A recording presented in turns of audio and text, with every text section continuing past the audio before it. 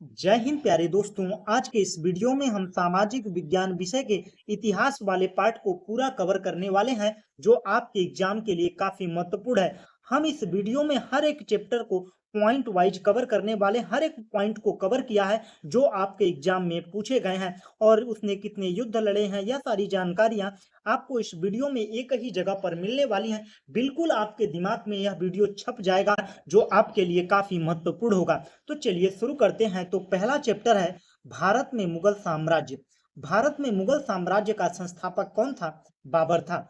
बाबर कब तक रहा था? 1526 से लेकर 1530 ईस्वी तक भारत पर राज्य किया था। इसके बाद में 1530 में इसकी मृत्यु हो जाती है। बाबर के चार पुत्र थे, हुमायूं, कामरान, अस्करी, हिंदाल। आइए आगे जानते हैं और क्या था।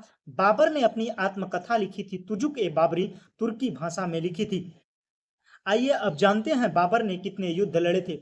बाबर ने 4 युद्ध लड़े थे जो काफी इंपॉर्टेंट है और कई बार पूछे गए हैं। पहला है पानीपत का प्रथम युद्ध।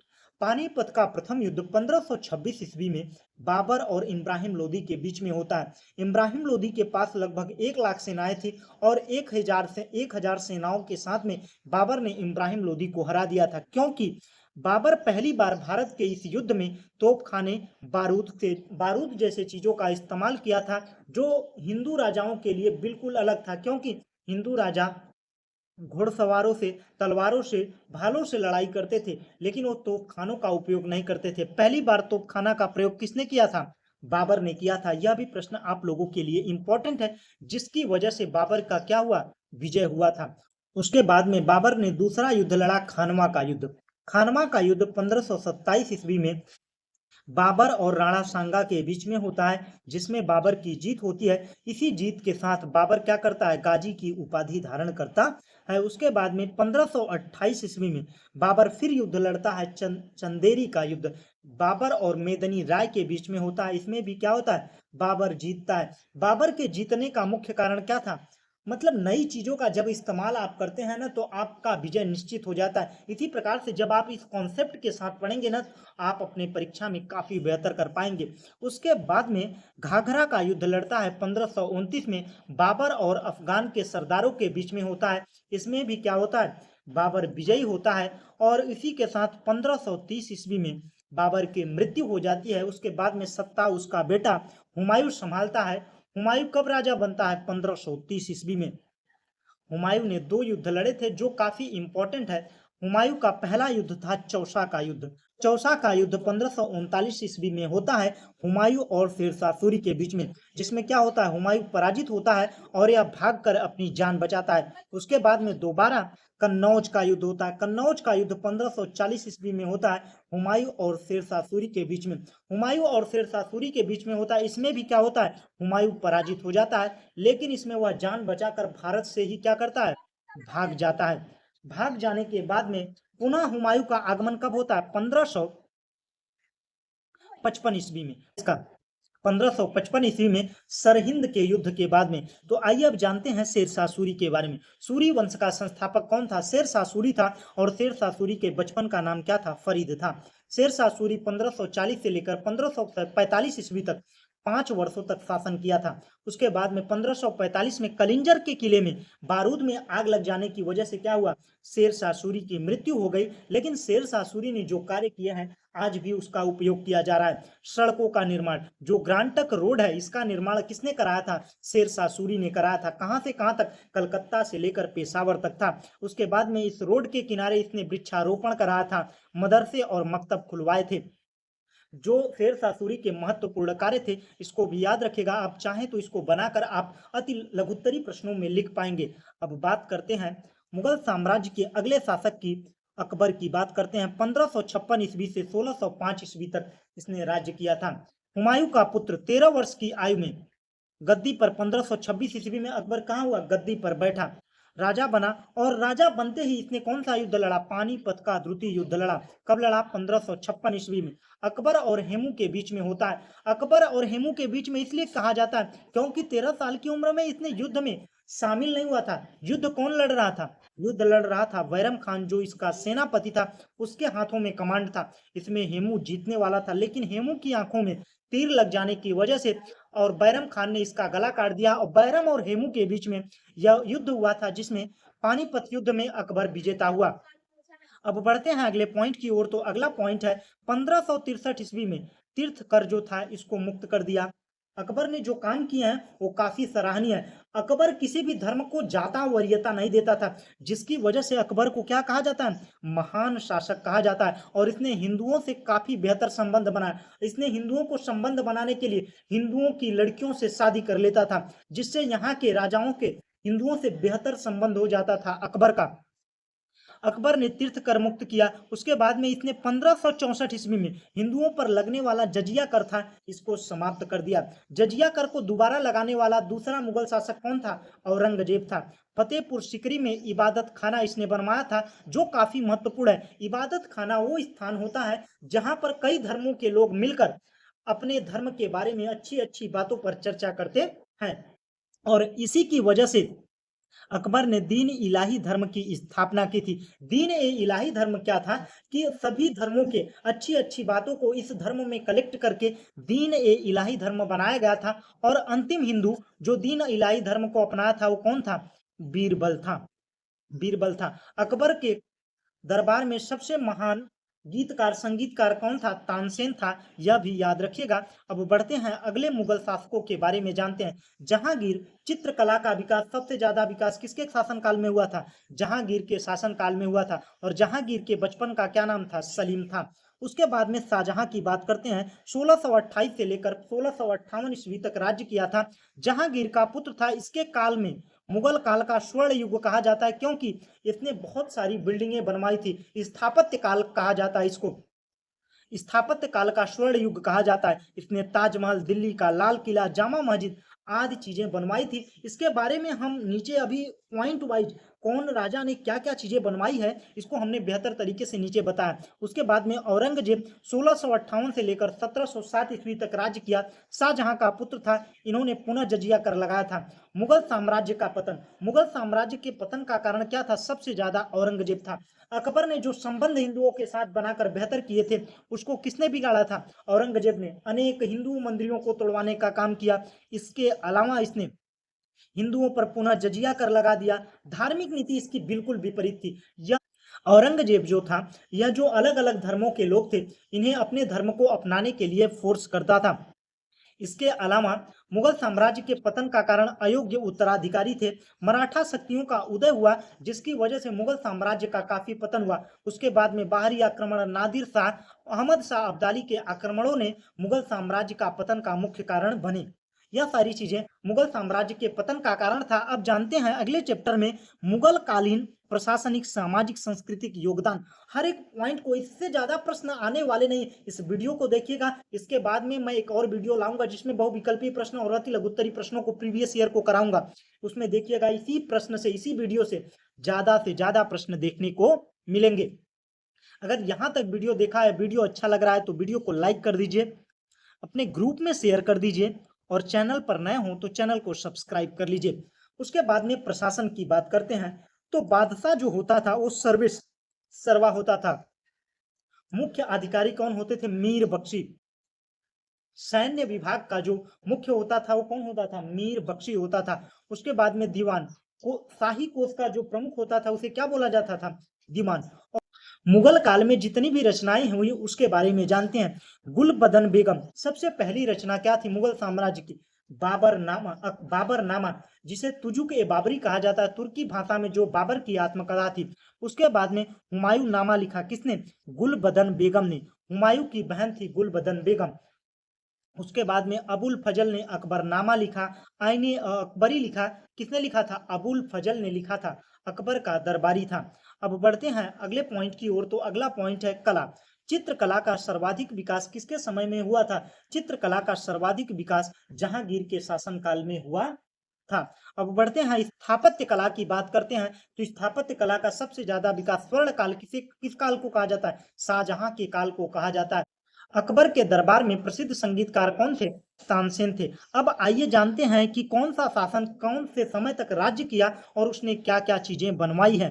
तो बाबर की बात करते हैं, क्योंकि बाबर से ही मुगल साम्राज्य की शुरुआत होती है। बाबर 1526 ईस्वी से लेकर 1530 ईस्वी तक भारत में रहा।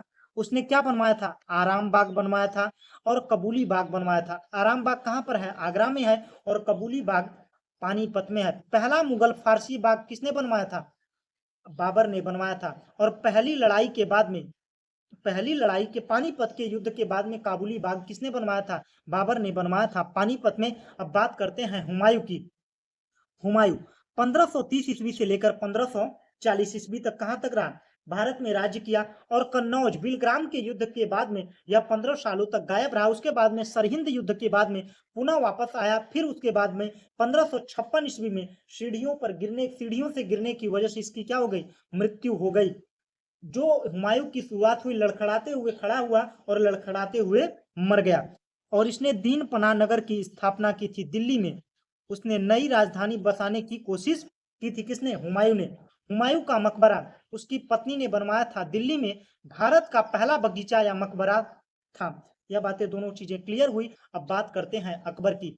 तो अकबर रहा 1556 ईस्वी से लेकर 1605 ईस्वी तक। फतेहपुर सिकरी नगर किसने बनाया था? अकबर ने बनवाया था। आगरा के पास था। इसमें राजधानी बनाया। उसने इसे क्या बनाया? अकबर ने फतेहपुर सिकरी को राजधानी बना। बुलंद दरवाजा का निर्माण किसने कराया था? फतेहपुर सिकरी में। गुजरात की विजय स्मृति के बाद में अकबर ने बुलंद दरवाजा बनवाया था फतेहपुर सिकरी में। उसके बाद में पंचमहल बनवाया था फतेहपुर सिकरी में। 5 मंजिला इमारत थी। उसके बाद में आगरा का किला आगरा का किला, जोधाबाई, इलाहाबाद का किला, यह सभी किसने बनवाया था? यह सभी किसने बनवाया था? अकबर ने बनवाया था। लाल पत्थरों का सबसे ज्यादा उपयोग किसने किया था? अकबर ने किया था। यह सारी चीजें क्लियर हुई। अब बढ़ते हैं जहांगीर के बारे में जानते हैं। जहांगीर 1605 ईस्वी से लेकर 1627 ईस्वी तक रहा। इसने जहांगीर महल बनवाया आगरा में, पत्नी नूरजहां से संबंधित था। उसके बाद में सिकर बाग, शालीमार बाग जिसे कहते हैं, कश्मीर में बनवाया था। बागवानी का इसे जहांगीर को बहुत शौक था और चित्रकारी का। इसके अलावा इसने क्या बनवाया था?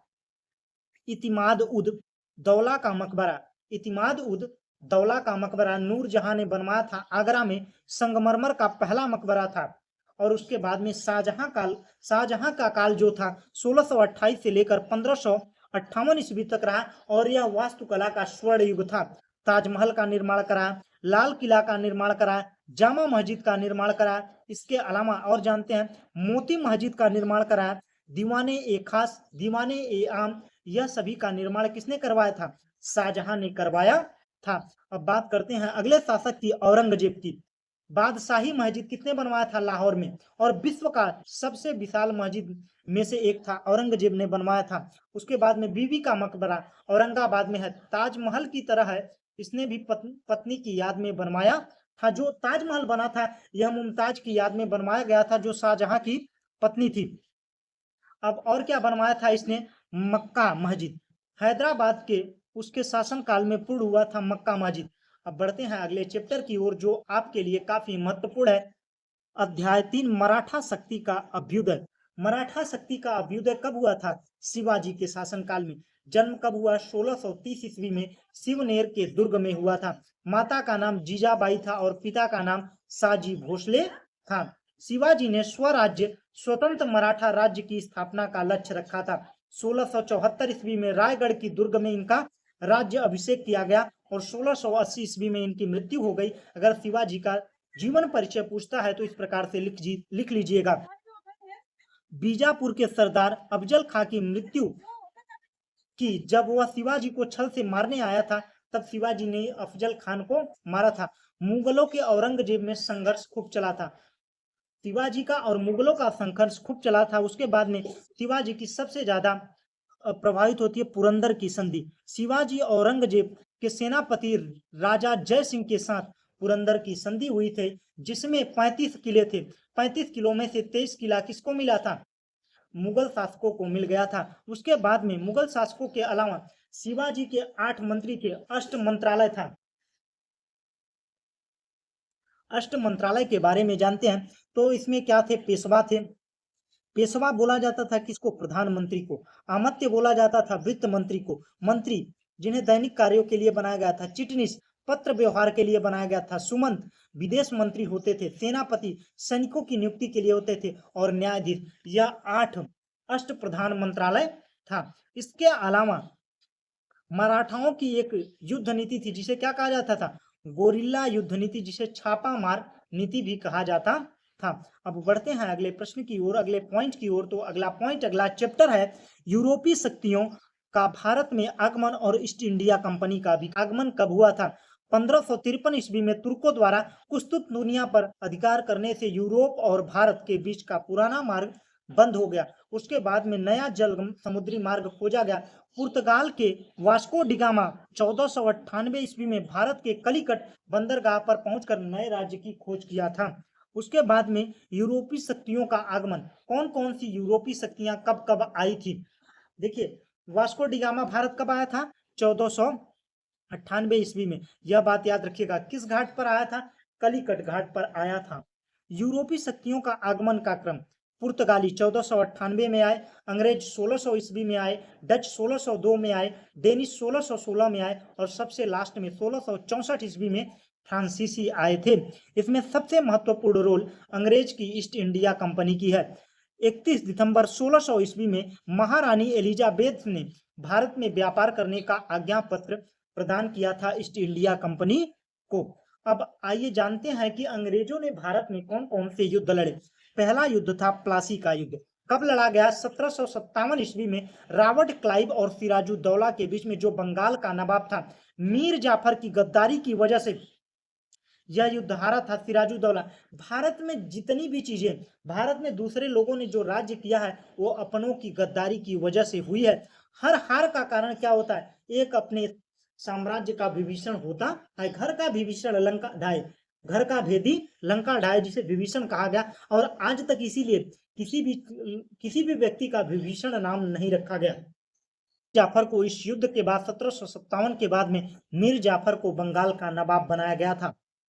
उसके बाद में बक्सर का युद्ध होता 22 अक्टूबर 1664 ईस्वी को। हेक्टर मुनरो और मीर कासिम सिराजुद्दौला और किसके बीच में, शाह आलम द्वितीय के बीच में हुआ था, जिसमें अंग्रेजों का विजय हुआ। इतने लोगों ने मिलकर भी आक्रमण किया लेकिन फिर भी हेक्टर मुनरो जीत गया।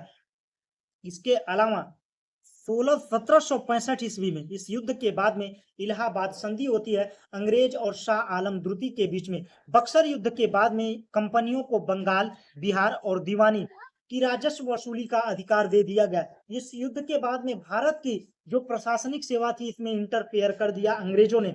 इसके साथ ही 26 लाख का पेंशन बांध दिया कि जो राजा होंगे उन्हें 26 लाख हम सालाना देंगे। उसके बाद में सारा काम हम रखेंगे और उनके राज्य में अंग्रेजी सेना रखी जाएगी। अंग्रेजी सेना का भी वेतन कौन देंगे, यह लोग देंगे। यही इलाहाबाद संधि थी। अब बढ़ते हैं अगले चैप्टर की ओर, भारत में अंग्रेजी साम्राज्य की स्थापना।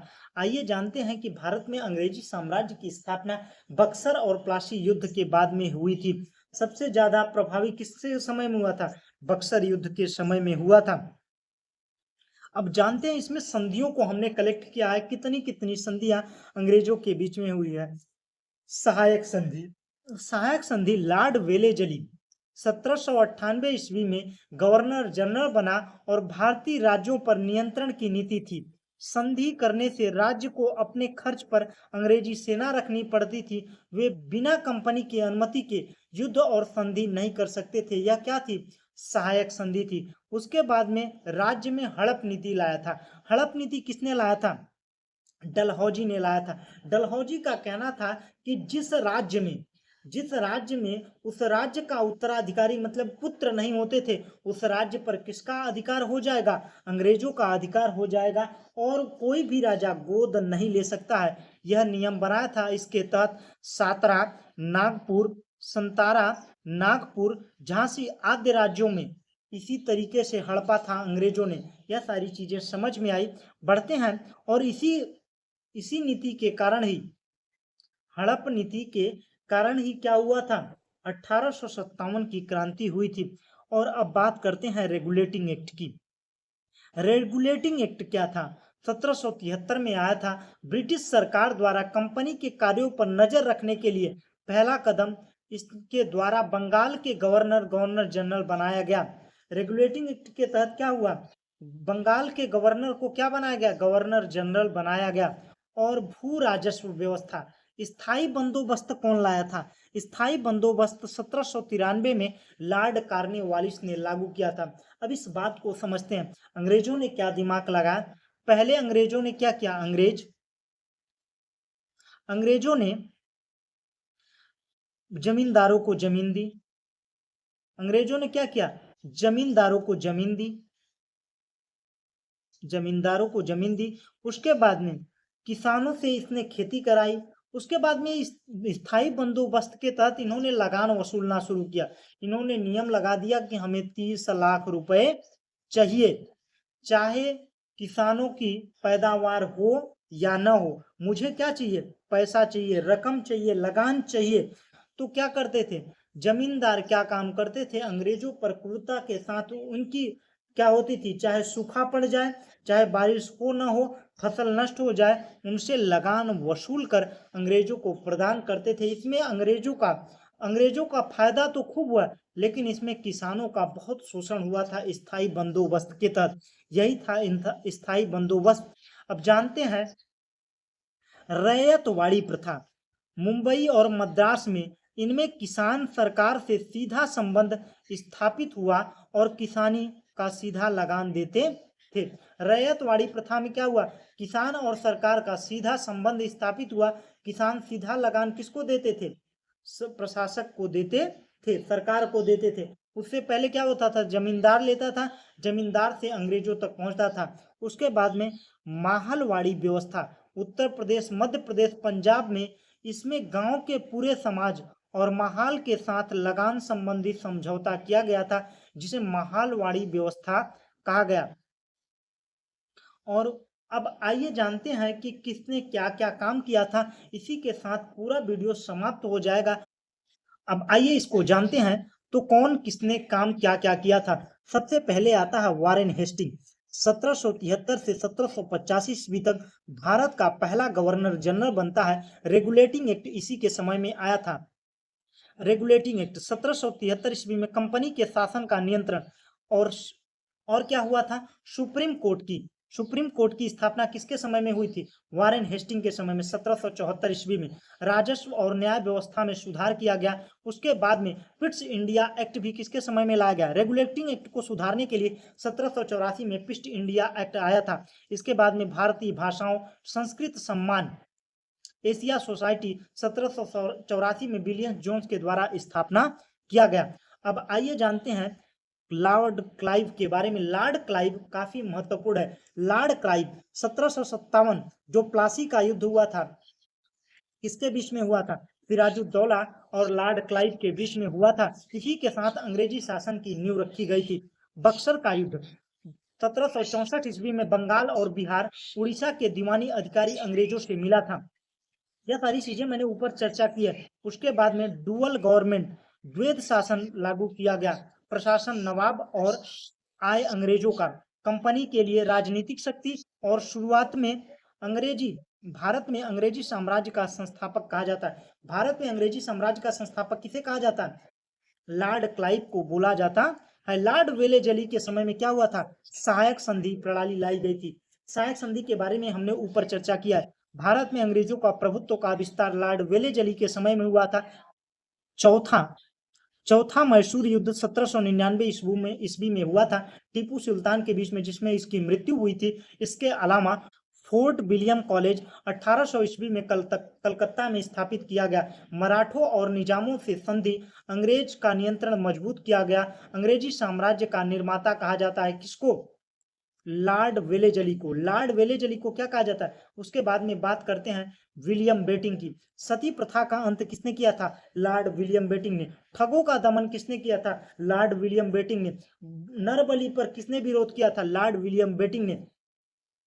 अंग्रेजी शिक्षा नीति कौन लाया था, 1535 में लॉर्ड विलियम बेटिंग ने। सामाजिक सुधारों का कार्य सबसे ज्यादा किसके समय में हुआ था, लॉर्ड विलियम बेटिंग के समय में हुआ था। अब बात करते हैं लॉर्ड डलहौजी की, जो काफी इंपॉर्टेंट है।